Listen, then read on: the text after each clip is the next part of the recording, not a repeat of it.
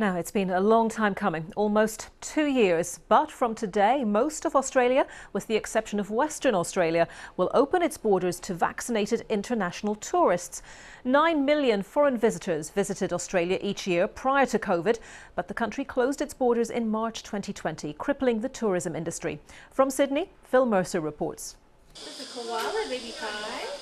International tourists were the lifeblood of Featherdale Wildlife Park in Sydney, accounting for 2/3 of its trade. The koalas were the stars of the show, along with a dazzling supporting cast. Domestic visitors have helped to keep the park afloat, but the reopening of Australia's borders is a significant moment. Oh, it's huge. I mean, we've been waiting for this now for over 2 years. We used to welcome people from all over the world to Featherdale because it's the most diverse collection of Australian animals anywhere, so it was a real tick box for people to come. And so when that goes from 65% of your business to zero, you notice it. Tourism has been an economic juggernaut in Australia, generating about $40 billion a year.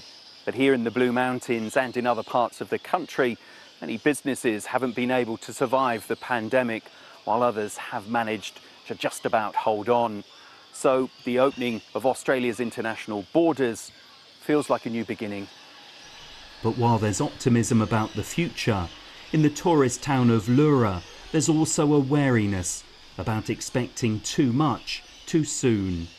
I would say about 40% of businesses that were on the mall have closed or changed hands.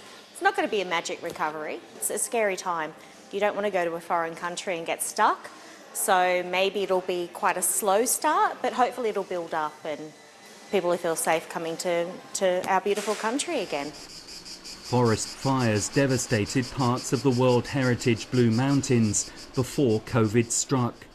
The past few years haven't been easy for restaurants and other businesses. Up here we had the bushfires at the end of 2019, and that was fairly devastating for the businesses up here for a good 2 or 3 months.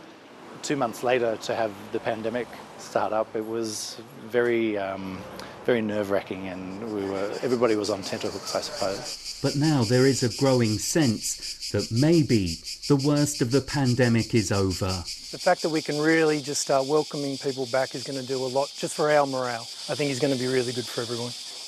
Named after the sunrise, Dawn the koala is perhaps a sign of better times ahead for Australia's beleaguered tourism industry. Phil Mercer, BBC News, Sydney.